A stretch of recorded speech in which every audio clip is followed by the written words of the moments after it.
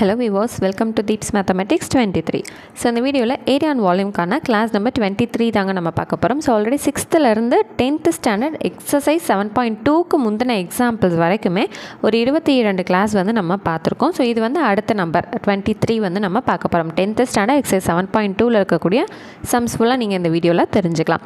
So இதுக்கு முன்னாடி post பண்ண simple interest, compound interest, LCM and HCF, profit and loss, percentage, ratio and proportion, time and work and area and வால்யூம்கான 22 class.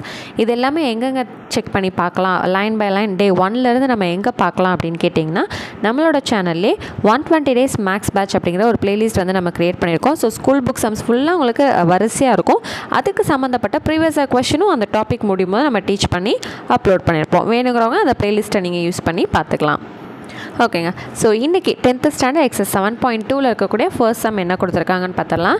A 14 meter deep well with inner diameter 10 meter is dug and the earth taken out is evenly spread all around the well to form an embankment of width 5 meter. Find the height of the embankment. 10 metre உட்புற விட்டம் மற்றும் 14 metre ஆழம் கொண்ட ஒரு உருளை வடிவ கிணற்றிலிருந்து எடுக்கப்பட்ட மண் கொண்டு 5 மீட்டர் அகலத்தில் கிணற்றை சுற்றி மேடை அமைக்கப்படுகிறது எனில் மேடையின் உயரத்தை காண்க. ஸோ நம்மள்ட்ட என்ன கேட்டிருக்காங்க, ஹைட் வந்து கண்டுபிடிக்க சொல்லியிருக்காங்க. சரி, என்னென்ன கொடுத்துருக்காங்கங்கிறத முதல் எடுத்து எழுதுவோமா. டயாமீட்டர் உட்புறத்தோட விட்டம், டயாமீட்டர் எவ்வளோ கொடுத்துருக்காங்க, 10 மீட்டர். அப்போ இதிலேருந்து நம்மளால் ஈஸியாக என்ன கண்டுபிடிக்க முடியும், ரேடியஸ் கண்டுபிடிக்க முடியும். பிகாஸ் டயாமீட்டரோட பாதி வேல்யூ தான் ரேடியஸ் இல்லைங்களா. ஸோ 10/2னா என்ன வந்துடும், 5 மீட்டருங்கிறது அதுக்கான ஆரம், ரேடியஸ். சரிங்களா.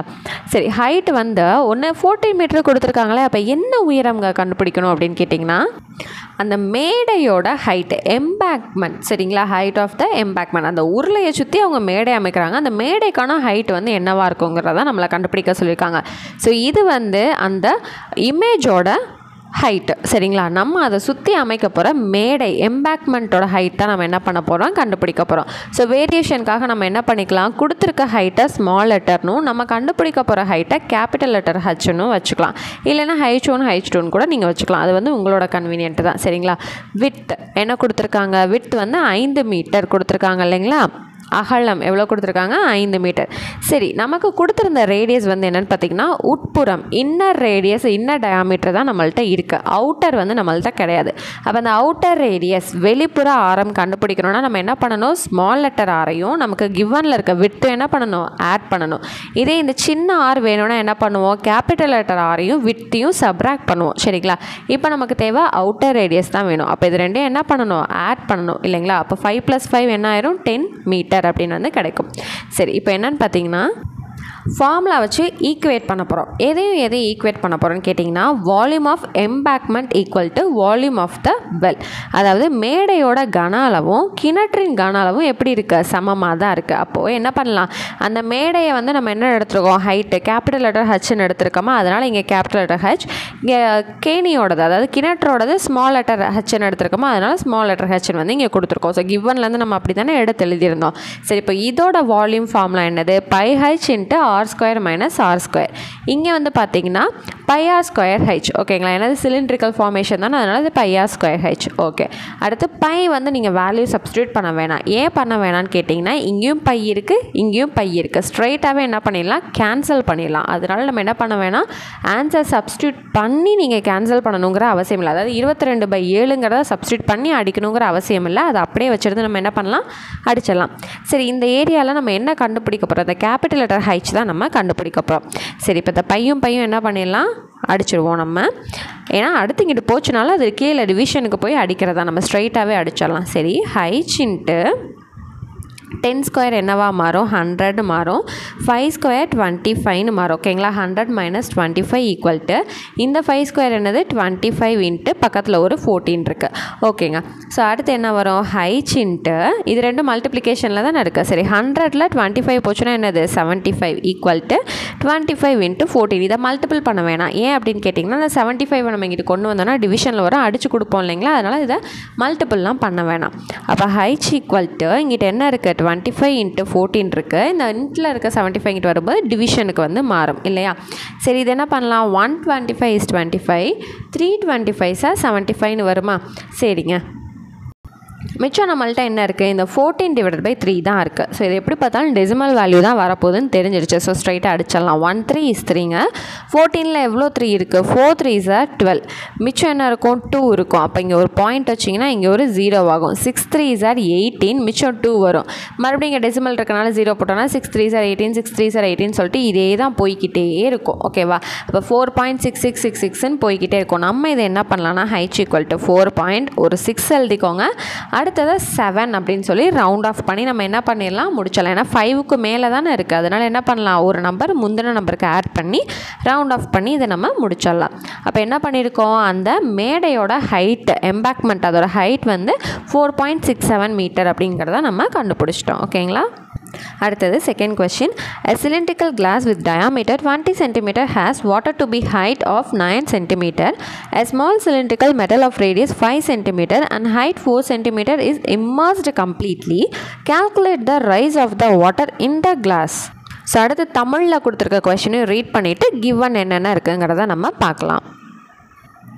விட்டம் 20 சென்டிமீட்டர் உள்ள ஒரு உருளை வடிவ கண்ணாடி குவளையில் 9 சென்டிமீட்டர் உயரத்திற்கு நீர் உள்ளது.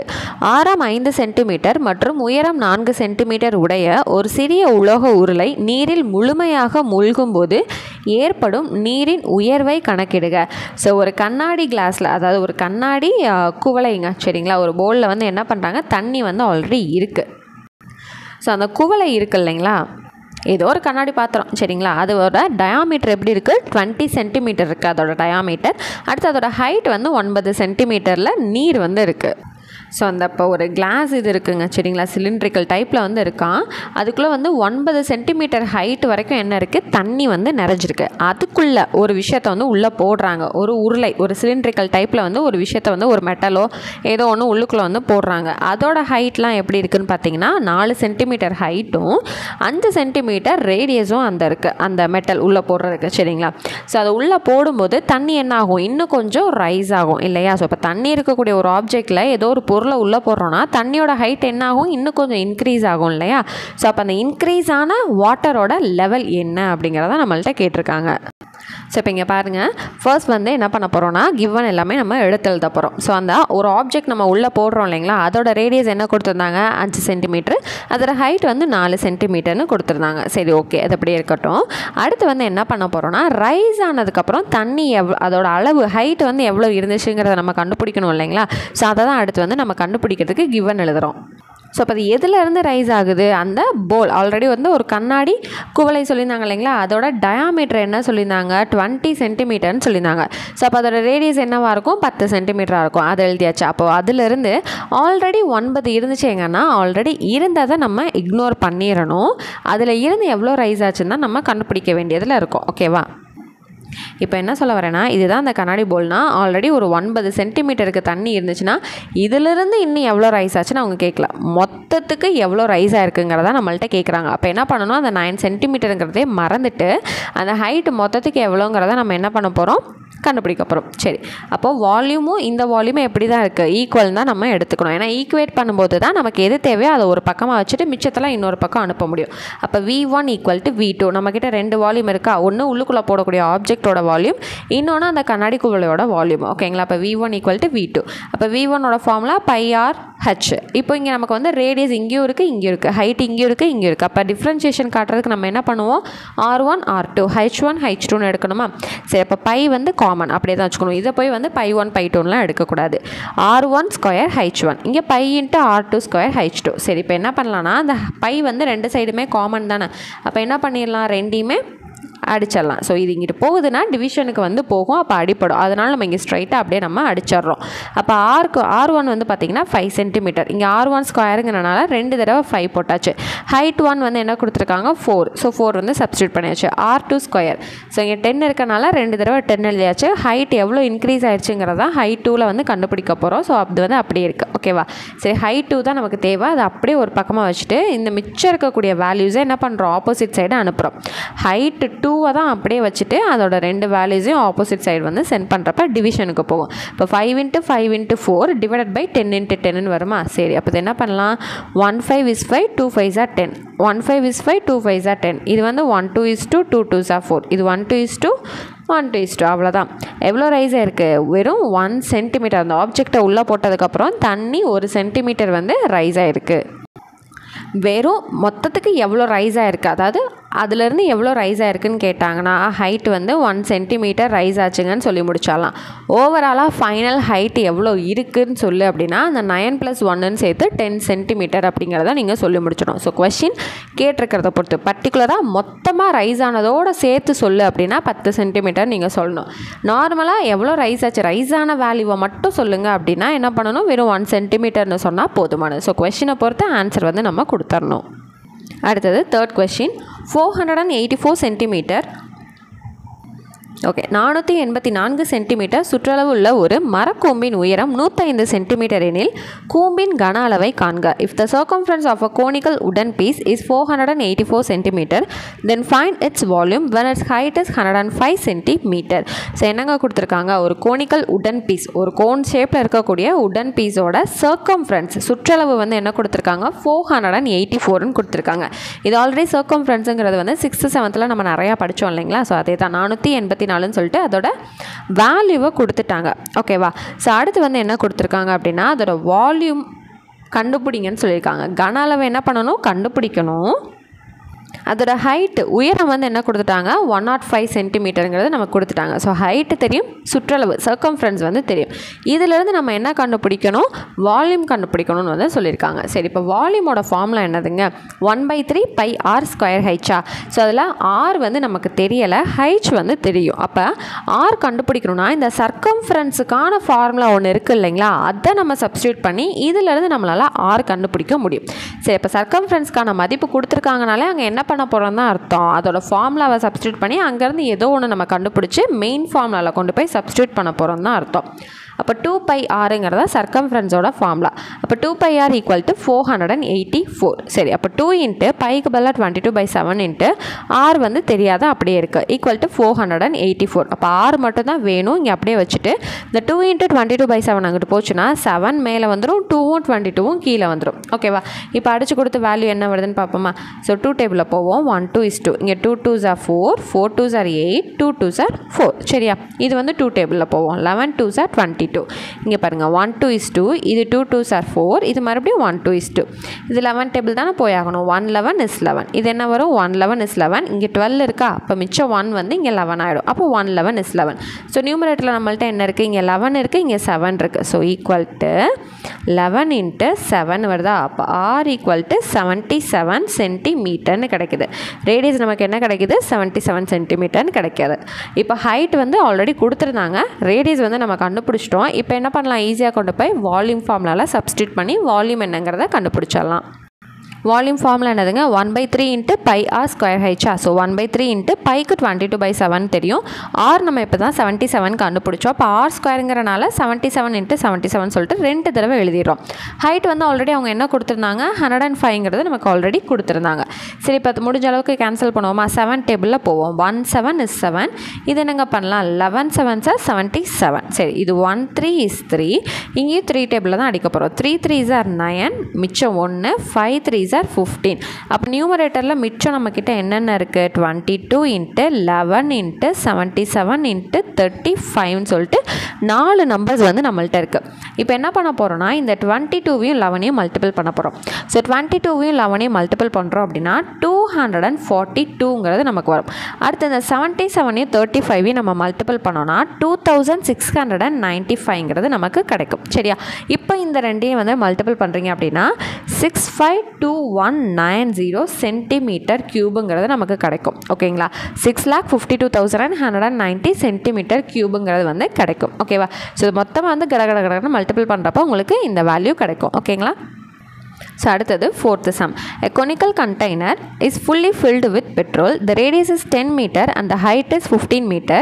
If the container can release the petrol through its bottom at the rate of 25 cubic meter per minute, in how many minutes the container will be emptied? Round off your answer to the nearest minute. ஆரம் 10 மீட்டரும் உயரம் 15 மீட்டரும் உடைய ஒரு கூம்பு வடிவ கொள்கலன் முழுமையாக பெட்ரோலால் நிரம்பியுள்ளது. நிமிடத்திற்கு 25 கனமீட்டர் பெட்ரோல் கொள்கலனின் அடிப்புறம் வழியாக வெளியேற்றப்பட்டால் எத்தனை நிமிடங்களில் கொள்கலன் காலியாகும்? விடையை நிமிட திருத்தமாக தருக.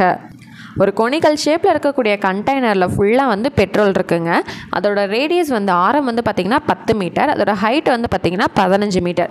அது ஃபுல்லாக வந்து கொஞ்சம் கொஞ்சமாக நீங்கள் ரிலீஸ் பண்ணிக்கிட்டே இருக்கீங்க சரிங்களா. அப்படி ரிலீஸ் பண்ணிக்கிட்டே இருக்கும்போது நிமிஷத்துக்கு 25 கனமீட்டர் பெட்ரோல் வந்து நம்ம ரிலீஸ் பண்ணிகிட்டே இருக்கும்போது எவ்வளோ நேரத்தில் அந்த கொனிக்கல் கண்டெய்னர் வந்து காலியாகும் அப்படிங்கிறத நம்மள்கிட்ட கேட்டிருக்காங்க. ஓகேங்களா. ஸோ ரொம்பவே சிம்பிளான ஒரு விஷயம் தான். ஸோ ரேடியஸ் வந்து ஆரம் வந்து என்ன கொடுத்துருந்தாங்க, 10 மீட்டர் கொடுத்துட்டாங்க. உயரம் ஹைட் வந்து 15 மீட்டர்னு கொடுத்துட்டாங்க.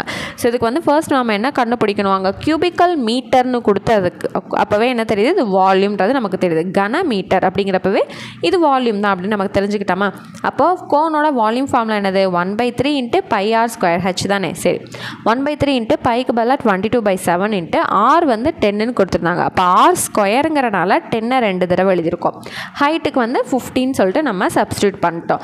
இதில் ஒரே ஒரு விஷயம் தான் நம்மளால் அடிச்சு கொடுக்க முடியும். 1 3 is 3, 5 3 is 15. இதுக்கு மேலே நம்மளால் எதுவுமே அடிச்சு கொடுக்க முடியாது. அப்போது 22/7 × 10 × 10 × 5. என்னங்க இது அப்படியே வச்சுருக்கீங்க, மல்டிபிள்லாம் பண்ணலைன்னா மல்டிபிள் எதுவும் பண்ண வேணாம், இந்த வேல்யூ அப்படியே இருக்கட்டும் சரியா. ஸோ இது வந்து வால்யூம் அப்படின்னு சொல்லிட்டு இது அப்படியே இருக்கட்டுங்க. ஏன்னா அடுத்து வந்து நம்ம அப்படியே சப்ஸ்டியூட் தான் பண்ண போகிறோம். ஸோ அதனால் வந்து இது எதுவும் அடித்து கொடுத்து மல்டிபிள்லாம் எதுவுமே பண்ண வேணாம், டெசிமலுக்கும் மாற்ற வேணாம். நம்மக்கிட்ட எவ்வளோ கேட்டிருக்காங்க, என்ன கேட்டிருக்காங்க, எவ்வளோ நேரத்தில் காலி ஆகும்னு கேட்டாங்க. அப்போது டைம் டேக்கன் எவ்வளோ நேரங்கிறதானே கேட்டிருக்காங்க. அப்போ அந்த volume divided by volume of petrol release in 1 minute. So ஒரு நிமிஷத்துக்கு அவங்க எவ்வளோ இது பண்ணுறாங்க, 25 கியூபிக் மீட்டர் வந்து திறந்து விட்றாங்க இல்லைங்களா. ஸோ அதை அந்த 25 நம்ம டிவைட் பண்ண போகிறோம். எது கூடனா நம்ம கண்டுபிடிச்சி வச்சுருக்க இந்த வால்யூம் கூட. இதை மட்டும் நம்ம பண்ணாலே போதுமான சரிங்களா. வால்யூம் நம்ம என்ன கண்டுபிடிச்சி வச்சுருக்கோம், 22 × 10 × 10 × 5ங்கிறது நியூமரேட்டரில் இருக்கா, எழுதிருங்க. 22 × 10 × 10 × 5ங்கிறது நியூமரேட்டரில் இருக்குது. ஸோ இங்கே 7 இருக்குது, இங்கே 7 போட்டாலும் அது அப்வியஸாக எங்கே தான் வரும், ஹோல் டிவிஷனுக்கு கீழே தானே வரும். ஸோ அதனால் நம்ம ஸ்ட்ரெயிட்டாக டிவைடட் பை 7 சொல்லிட்டு கீழே எழுதிட்டோம். ஸோ ஆல்ரெடி டிவிஷனில் என்ன இருக்குது, 1 மினிட்டுக்கு எவ்வளோ ரிலீஸ் பண்ணுறாங்கிறது இருக்குது. அது எவ்வளவு, 25 கியூபிக் மீட்டரா, அதையும் டினாமினேட்டரில் எழுதியாச்சு. சரி, இப்போ இதை முடிஞ்ச அளவுக்கு நம்ம என்ன பண்ணலாம், கேன்சல் பண்ண ட்ரை பண்ணலாம். சரிங்க பாருங்களேன், 5 டேபிள் போவோமா, 5 5s are 25, 1 5 is 5, இது 1 5 is 5, 2 5s are 10. Okay, so 5 டேபிளால் என்ன முடியுமோ அதை நம்ம பண்ணிட்டோம்.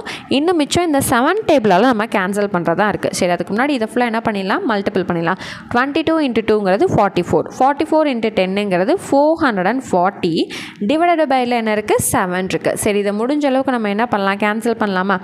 1 7 is 7ங்க, 5 7s are 35. ஸோ 44ல் 35 போச்சுன்னா எவ்வளோ வரும், 36, 37, 38, 39, 40, மிச்சம் ஒரு 4, அப்போ 9 ஆச்சா. ஓகே, அப்போ இதை கூட சேர்க்கும் போது 90 அப்படின்னு ஆகிடுது. சாரி நமக்கு தான் 42 வருமே, வெரி சாரி, 6 7 சாரி நம்ம போயிடலாம். ஓகேங்களா, 9 இருக்குல்ல, அப்போ தான் வந்து தோணுச்சு. ஓகே, 6 7s are 42 ஆயிடுச்சு. ஓகேங்களா, பேலன்ஸ் என்ன இருக்கும், நம்மள்ட்ட 2 தான் இருக்கும். ஸோ நான் 35லே நான் வந்து ஸ்டாப் பண்ணிட்டேன். ஓகேங்களா, ஸோ 42 வரைக்கும் நம்மளால் எடுக்க முடியும் இல்லைங்களா. ஸோ 6 7s are என்ன பண்ணிடுறோம், 42ன்னு சொல்லிட்டு மிச்சம் இருக்கக்கூடிய 2 வந்து இங்கே போட்டுறோம். அடுத்தது 2 7s are 14. ஓகேங்களா, சரி, மிச்சம் எவ்வளோ இருக்கும் நமக்கு, 2 7s are 14னா 20ல் 14 போச்சுன்னா மிச்சம் 6 இருக்கும். நம்ம அடுத்து என்ன பண்ணலாம், ஒரு டெசிமல் வேல்யூ வச்சா இங்கே 0 ஆகும். ஸோ அடுத்து நம்ம என்ன பண்ணலாம் அப்படின்னு பார்த்தீங்கன்னா, so 7 7s are 49, 8 7s are 56 வரைக்கும் நம்மளால் வர முடியும். ஸோ 56, அப்போ மிச்சம் 4 இருக்கும், 0 ஆகுமா. ஸோ அடுத்து வந்து என்ன பண்ணலாம், இங்கே தான் வந்து 5 7s are 35ன்னு சொல்லிட்டு மிச்சம் வரும். ஸோ ஒரு டெசிமலுக்கு பின்னாடி ஒரு 2 டிஜிட் நமக்கு கிடைச்சாலே போதுமானது. ஓகேங்களா, சரி, அப்போ நமக்கு என்ன இருக்குது, 62.85ன்னு வருது. ஆனால் அவங்க நம்மள்ட்ட என்ன கேட்டாங்க, ரவுண்ட் ஆஃப் பண்ணி ஆன்சரை சொல்லுங்கள் அப்படின்னு சொல்லிட்டு கொஷின்லேயே சொல்லியிருந்தாங்க இல்லைங்களா. அப்போ என்ன பண்ணலாம், அந்த 62.85ங்கிறத 63 minutes அப்படின்னு சொல்லிட்டு நம்ம என்ன பண்ணலாம், ரவுண்ட் ஆஃப் பண்ணிடலாம். இதே உங்களுக்கு ஆன்சர் ஆப்ஷனில் 63 minutes அப்படின்னு இருந்துச்சுன்னா நீங்கள் இப்படியே கொடுக்கலாம். இல்லை ஹவரில் கொடுத்துருந்தாங்க அப்படின்னா நீங்கள் என்ன பண்ணலாம், 1 hour 3 minutes அப்படிங்கிறத நீங்கள் பிக் பண்ணிக்கலாம். ஓகேங்களா, 1 minutes இருக்கும், இல்லை ஹவர்ஸோடு சேர்ந்து வரும். ஸோ எது வருதோ நீங்கள் அதை மட்டும் பிக் பண்ணால் போதுமானது. ஓகேங்களா, ஸோ அடுத்தது 6th question. The volumes of 2 cones of same base radius are 3600 cm³ and 5040 cm³. Find the ratio of heights.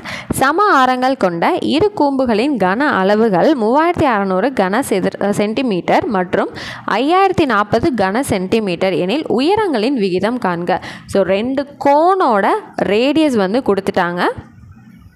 அது என்ன சொல்லியிருக்காங்க, சேம் பேஸ் ரேடியஸ்ன்னு கொடுத்துருக்காங்க. அப்போ என்ன பண்ண போகிறோம், ரெண்டையுமே ஆர் அப்படிங்கிறத நம்ம வச்சுக்க போகிறோம். ஓகேங்களா, ரெண்டுமே எப்படி தான் சொல்லிட்டாங்க, சேம் பேஸ் ரேடியஸ்ன்னு சொல்லிட்டாங்க. ஸோ ஏதாவது வேரி ஆயிருக்கு அப்படின்னா கூட நம்ம R1 R2ன்னு எடுப்போம். ஆனால் என்ன சொல்லிட்டாங்க, சேம். இங்கே 2னா இங்கேயும் 2 தான், ஆனால் நான் வந்து வேல்யூ கொடுக்கல, உனக்கு ரெண்டுமே சேம்னு மட்டும்தான் கொடுத்துருக்கேன் அப்படின்னு சொல்கிறாங்க. அப்போ நம்ம என்ன பண்ணுறோம், ரேடியஸாக ஆர்ன்னு வந்து வச்சுக்கிறோம். சரிங்களா. ஸோ அடுத்து நம்மளுக்கு என்ன சொல்லியிருக்காங்க அப்படின்னா, வால்யூம் வந்து கொடுத்துட்டாங்க. ஓகேங்களா. ஸோ அந்த கோனோட வால்யூம் வந்து கொடுத்துட்டாங்க. இப்போ ஃபஸ்ட் இருக்கக்கூடியதை V1ன்னு எடுத்துக்க போகிறோம், செகண்ட் இருக்கக்கூடியதை V2ன்னு எடுத்துக்க போகிறோம். ஏன்னா 2 கோன் தானே, அப்போ V1 V2ன்னு சொல்லி நம்ம எழுதிட்டோம். அவங்க நம்மள்ட்ட என்ன கேட்டிருக்காங்க, ஹைட்டோட ரேஷியோ சொல்லு, H1 is to H2 இல்லை H1/H2 அந்த மாதிரி சொல்லு அப்படிங்கிறத நம்மள்ட்ட கேட்டுட்டாங்க. ஓகேங்களா. சரி, நம்ம என்ன பண்ண போகிறோம், கோனோட ஃபார்முலா என்னங்கிறத பார்க்க போகிறோம். ஸோ கோனோட ஃபார்முலா என்னது, வால்யூம் ஈக்குவல் டு 1/3 πr²h. ஓகேவா. சரி, நம்மள்ட்ட 2 கோன் இருக்குது, அதுக்கு ரேஷியோ கேட்டிருக்காங்க. ஸோ அந்த ஈஸ்ட் நம்ம என்ன எழுதலாம், டிவைடட் பைன்னு எழுதலாம் இல்லையா. அப்போ கோன் 1/கோன் 2. அப்போ கோன் 1க்கு ஃபார்முலா என்ன பண்ணலாம், 1/3 πr²h1. ஏங்க இங்கே 1 போடலை அப்படின்னு கேட்டால், ரேடியஸ் வந்து சேம் அப்படின்னு சொல்லிட்டாங்க. அதனால் நம்ம என்ன பண்ண போகிறோம், ஆர் மட்டும்தான் வச்சுக்கப்புறம். சரி, டிவைடட் பை செகண்ட் கோனுக்கு ஃபார்முலா 1/3 πr²h2. ஓகேவா. சரி, இதோட வால்யூம் ஃபார்முலா வேல்யூ எவ்வளோ சொல்லியிருந்தாங்க, 3600. செகண்ட் கோனோடது 5040. ஓகேவா. எல்லாமே எழுதிட்டோமா. இப்போ எது கேன்சல் பண்ண முடியுதோ கேன்சல் பண்ணுவோம். ஸோ 1/3க்கு 1/3 போயிடுச்சு, பைக்கு பை போயிடுச்சு, R²க்கு R² போயிடுச்சு, மிச்சம் H1/H2 தான் இருக்குது. இங்கே வந்து இந்த ஒரு ஜீரோவையும் நம்ம கேன்சல் பண்ணுவோம். ஸோ அடுத்து என்ன பண்ணலாம், 2 டேபிள் போகலாமா. 2 2s are 4, மிச்சம் 1, 5 2s are 10, இது 2 2s are 4. அடுத்து இங்கே பாருங்கள், 1 2 is 2, மிச்சம் 1, 8 2s are 16, இங்கே ஒரு 0. மறுபடியும் 2 டேபிள் போமா, 1 2 is 2, இங்கே 5 இருக்குது, 2 2s are 4, மிச்சம் 1 போடுங்க, இங்கே 12 இருக்கா, 6 2s are 12. சரி, இங்கே என்ன பண்ணலாம், 9 2s are 18, பின்னாடி ஒரு 0 இருக்குது, எடுத்து எழுதியாச்சு. சரி, அடுத்து என்ன பண்ணலாம், இங்கே 12 இருக்கா, ஃபஸ்ட்டு 6 2s are 12. அடுத்து இங்கே 6 இருக்கா, 3 2s are 6. இங்கே என்ன பண்ணலாம், 9 இருக்குது, 4 2s are 8 ஆச்சு, மிச்சம் 1 சேர்ந்து இது 10 ஆகிடுச்சா, 5 2s are 10. இப்போ 3 டேபிள் போயிடலாம். 2 3s are 6 ஆச்சா, மிச்சம் இங்கே 3 இருக்குது, அப்போ அது 1 3 is 3. இது என்ன வரும், 15 3s are 45ன்னு வரும். இது 7 3s are 21, 5 3s are 15 ஆகுது. அப்போது லாஸ்ட்டில் என்ன இருக்குது நமக்கு, 5/7 சொல்லிட்டு அது அப்படியே ஸ்டாப் ஆகுது. அப்போ H1/H2ங்கிறது என்ன வருது, 5/7. அப்போ இது ரேஷியோவில் வந்து போட்டோம் அப்படின்னா என்ன பண்ணுவோம், 5:7 எழுதுவோம். அவ்வளோதாங்க. ஸோ கோனோட வால்யூம் ரேஷியோ கேட்டாங்க, கண்டுபிடிச்சி நம்ம சொல்லியாச்சு. So next one, 7th sum பாருங்க. If the ratio of radius of two spheres is 4:7, find the ratio of their volumes. இரு கோளங்களின் ஆரங்களின் விகிதம் 4:7 எனில் அவற்றின் கன அளவுகளின் விகிதம் காண்க. ஸோ போன சம்மில் நம்மள்ட்ட என்ன கொடுத்துருந்தாங்க, வால்யூம் கொடுத்துருந்தாங்க, ரேடியஸ் ரெண்டும் சேம்னு சொல்லிட்டாங்க, ஹைட் வந்து ரேஷியோவில் கண்டுபிடிச்சி சொல்லுங்கன்னு கேட்டாங்க. இங்கே என்ன கேட்டிருக்காங்க, வால்யூமோட ரேஷியோ கண்டுபிடிச்சி சொல்லுன்னு சொல்லியிருக்காங்க. என்ன கொடுத்துட்டாங்க, ரேடியஸ்க்கான வேல்யூ ரேஷியோவில் நமக்கு கொடுத்துருக்காங்க. ஓகேங்களா. சரி, இப்போ ஃபர்ஸ்ட் நமக்கு என்ன தெரியும், ஸ்பியரோட வால்யூம் ஃபார்முலா என்னன்னு தெரியணும். அப்போ 4/3 πr³. சரி, அப்போ அந்த ஆறுக்கான மதிப்பு தான் நமக்கு ரேஷியோவில் கொடுத்துருக்காங்க. இந்த சைடு இருக்கக்கூடிய வால்யூம் தான் நம்ம என்ன பண்ண போகிறோம், கண்டுபிடிக்க போகிறோம். சரிங்களா. 2 ஸ்பியர் இருக்குன்னு சொல்லிட்டாங்க. அப்போ V1 V2ன்னு எடுத்துக்கணும். அப்போ V1/V2 equal to, so volume 1ஓடது என்ன பண்ணுவோம், இங்கே R1ன்னு போடுவோம், வால்யூம் 2னா இங்கே R2ன்னு போடுவோம். அவ்வளோதான். அப்போ 4/3 πr1³ whole divided by 4/3 πr2³ எடுத்துக்கணும். சரியா. இந்த V1/V2 தான் என்ன பண்ண போகிறோம், கண்டுபிடிச்சி நம்ம ரேஷியோவில் சொல்ல போகிறோம். ஓகேங்களா. சரி, இதுக்கு ஈக்குவேட் பண்ணுற மாதிரி நம்மக்கிட்ட எந்த வேல்யூஸும் கிடையாது. இதை தான் ஃபுல்லாக வந்து நம்ம சிம்பிளிஃபை பண்ண போகிறோம். இங்கிட்டு வரக்கூடிய வேல்யூஸ் தான் இந்த V1/V2. ஓகேவா. சரி, இப்போ இதில் நம்மளால் என்னென்ன கேன்சல் பண்ண முடியும், 4/3 π மிச்சம் நம்மள்ட்ட என்ன இருக்கும், R1³/R2³ இருக்கும். சரி, R1ஓட மதிப்பு இங்கே என்ன கொடுத்துருக்காங்க, 4ன்னு கொடுத்துருக்காங்க. அப்போ 4³ எழுதுகிறோம். R2ஓட மதிப்பு 7ன்னு கொடுத்துருக்காங்க, அதனால் 7³ எழுதுகிறோம். ஏங்க இதில் ரேஷியோலேருந்து எடுக்கும்போது நம்ம எக்ஸ் போடணுமே அப்படின்னு கேட்டிங்கன்னா, இந்த ரேஷியோவில் இருக்கிறத நம்மளால் டிவிஷனாகவும் எழுத முடியும் தானே. அப்போ அதுக்கு நம்ம என்ன பண்ண தேவையில்லை, எக்ஸுங்கிற ஒரு விஷயம் போடணும்னு அவசியம் இல்லை. இதே இப்போ வந்து இது வந்து லென்த்து, இது வந்து பிரெத்துன்னு கொடுத்துருந்து நீங்கள் தனித்தனியாக வேல்யூவை பிரித்து எழுதுறீங்கன்னா தான் L = 4x, B = 7xன்னு எழுதணும். ஆனால் அது நம்ம தனித்தனியாக எடுத்து பிரிச்சுனா எழுத கிடையாது. அந்த ரேஷியோவில் கொடுத்துருந்த ஃபார்மேட்டை அப்படியே நம்ம என்ன பண்ணுறோம், டிவிஷனாக மாற்றுறோம். ஸோ அதனால் எந்த இஷ்யூஸும் கிடையாது. சரிங்களா. ஸோ 4 வந்து க்யூப் பண்ணுறீங்க அப்படின்னா நமக்கு என்ன கிடைக்கும், 64 அப்படிங்கிறது கிடைக்கும். இதே 7 க்யூப் பண்ணுறீங்க அப்படின்னா 343ன்னு வந்து கிடைக்கும். அவ்வளோதான். இதை ப்ராப்பராக வந்து க்யூப் டேபிள் நீங்கள் படிச்சிருந்தீங்கனாலே டக்குன்னு இதுக்கு வந்து இது தாங்க வரும் அப்படிங்கிறது ஈஸியாக ஒரு நிமிஷத்துக்குள்ளே நீங்கள் போட்டிருக்க முடியும். அப்போ ரேஷியோ தானே கேட்டிருந்தாங்க. இதில் வந்து எதுவும் டிவைட் பண்ணுறதுக்கான விஷயமே வந்து இதில் இல்லைங்க, டிவைட் பண்ணவும் முடியாது. அப்போ V1:V2னா என்ன பண்ணுவோம், 64:343 அப்படிங்கிறத நம்ம எழுதிடுவோம். அவ்வளோதான் முடிஞ்சு. ஓகேங்களா. ஸோ அடுத்தது 9th sum. The outer and the inner surface areas of a spherical copper shell are 576 pi centimeter square and 324 pi centimeter square respectively. Find the volume of the material required to make the shell. So question வந்து அப்படியே தமிழில் பாருங்கள்.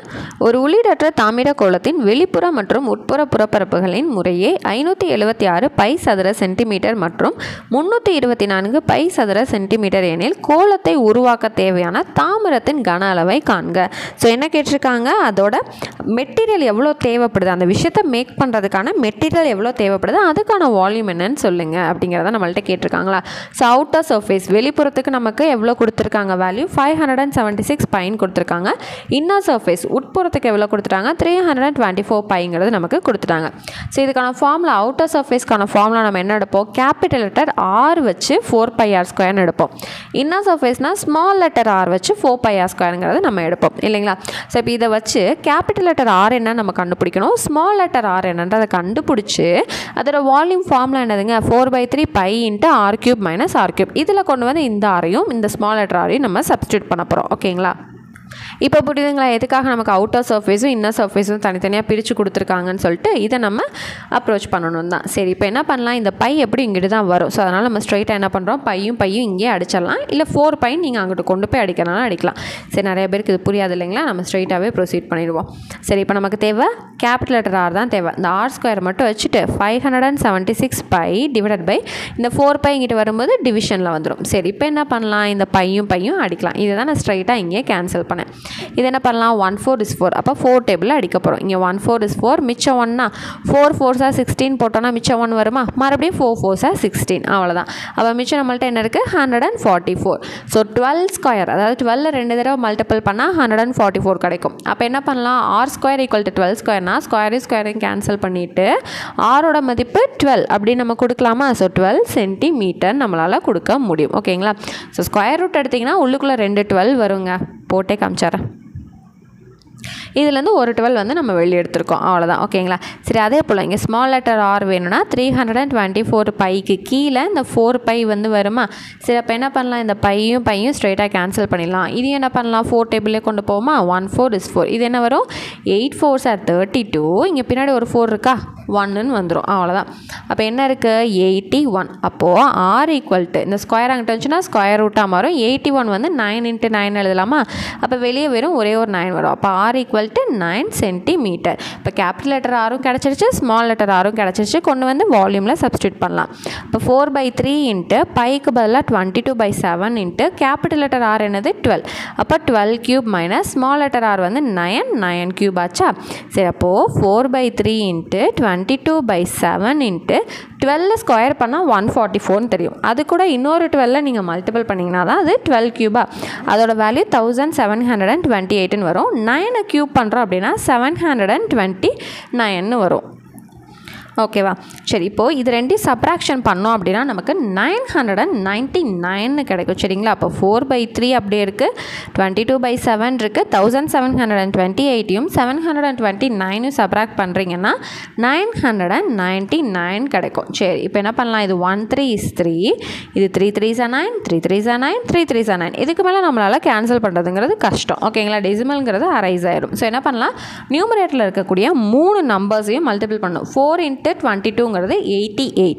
அப்போ அந்த 88ஐயும் 333யும் என்ன பண்ணணும், multiple பண்ணணும். 88 × 333 / 7 அப்படின்னு வரும். அப்போ அந்த 88ஐயும் 333யும் மல்டிபிள் பண்ணுறோம் அப்படின்னா 29304ன்னு வரும். இந்த நம்பரை தான் நம்ம என்ன பண்ண போகிறோம், 7ஆல் சப்ராக்ட் பண்ண போகிறோம். ஸோ அப்படி சப்ராக்ட் பண்ணுறோம் அப்படின்னா 4186.29 சென்டிமீட்டர் ஸ்கொயர் அப்படிங்கிறது கிடைக்கும். ஸோ இந்த 9ஓட கேன்சல் ஆகி முடிஞ்சிருமாங்கன்னா முடியாதுங்க. அது அப்படியே போய்கிட்டே இருக்கும். கோஸ் ஆன் 7ஆல் டிவைட் ஆகி போய்கிட்டே இருக்கும். அது வந்து கம்ப்ளீட் ஆகாது. அதனால் டெசிமலுக்கு பின்னாடி ஒரு 2 நம்பர் வந்தால் போதும் அப்படின்னு சொல்லிட்டு நம்ம என்ன பண்ணிடுறோம், ரவுண்ட் ஆஃப் பண்ணி அதை நம்ம முடிச்சிடணும். ஓகேங்களா. ஸோ எப்போவுமே டெசிமலுக்கு பின்னாடி ஒரு 2 நம்பரோ இல்லை 3 நம்பரோ எடுத்துக்கிட்டாலே போதுமானது. ஓகேவா. ஸோ இது என்ன பண்ண போகிறீங்க, 7ஆல் டிவைட் பண்ண போகிறீங்க. டெசிமல் தான் வரப்போது நமக்கு தெரிஞ்சிருச்சு அப்படின்னாலே மேலே இருக்கக்கூடிய நியூமரேட்டர்ஸ் எல்லாத்தையுமே மல்டிபிள் பண்ணிட்டு அதை ஒரு தடவை நீங்கள் டிவைட் பண்ணால் போதுமானது. ஓகேங்களா. ஸோ 4 × 22ங்கிறது 88, 88 333 மல்டிபிள் பண்ணிங்கன்னா 29,304 கிடைக்கும். அதை கொண்டு வந்து நம்ம 7 கூட டிவைட் பண்ண போகிறோம். அவ்வளோதான். ஸோ அடுத்தது இந்த எக்ஸசைஸ் 7.2க்கான லாஸ்ட் சம் 10th சம்ங்க. A container open at the top is in the form of a frustum of a cone of height 16 cm with radius of its lower and upper ends are 8 cm and 20 cm respectively. Find the cost of milk which can completely fill a container at the rate of 40 rupees per liter.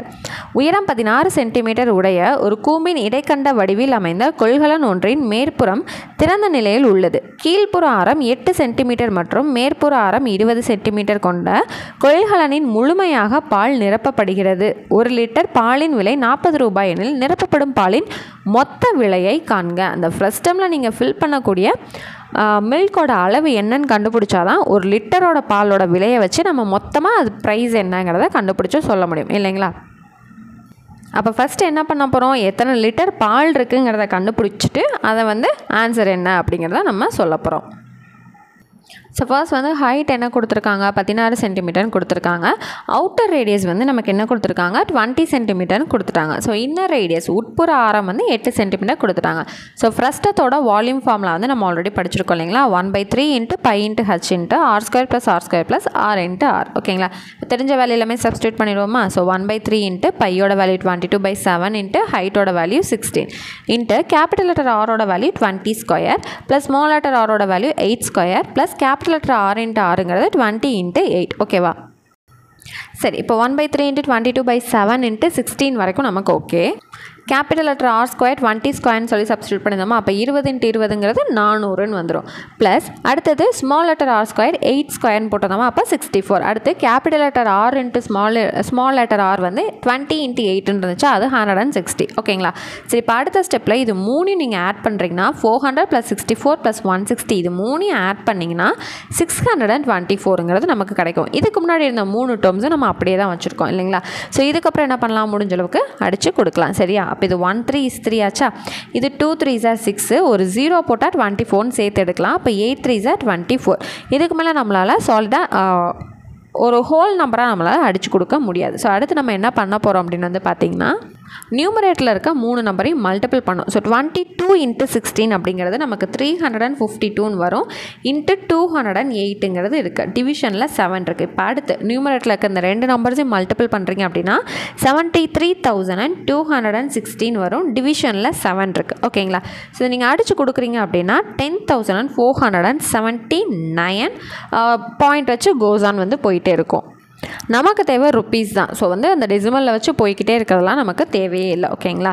So இப்போ இது என்ன பண்ண போகிறோம், இது நமக்கு தேவையானது 1 லிட்டரோட value 40 ருப்பீஸ்ன்னு தெரியும். அப்போ 10,479 கூட ருப்பீஸ் 40 வந்து நம்ம என்ன பண்ணுறோம், மல்டிபிள் பண்ணுறோம். ஸோ இது ரெண்டையும் மல்டிபிள் பண்ணிங்கன்னா நமக்கு 419 ரூபாங்கிறது நமக்கு கிடைக்கும். ஓகேங்களா. ஸோ அதாவது இது வந்து பார்த்திங்கன்னா சென்டிமீட்டர் க்யூப்பில் வந்து இருக்கும் இல்லைங்களா. இதை நம்ம லிட்டருக்கு வந்து கன்வெர்ட் பண்ணால் 10479 / 1000 அப்படின்னு எழுதணும்னா இது என்னவா மாறும், நமக்கு லிட்டராக மாறும். ஓகேங்களா. ஸோ இது வந்து 5ங்க 7 இல்லை. ஸோ இந்த இடம் 5. ஓகேங்களா. ஸோ அப்படி பார்க்கும்போது இந்த ஜீரோஸ் வந்து என்ன பண்ணுவோம், 1 2 3ன்னு சொல்லிட்டு இந்த இடத்துல பாயிண்ட் வைப்போமா.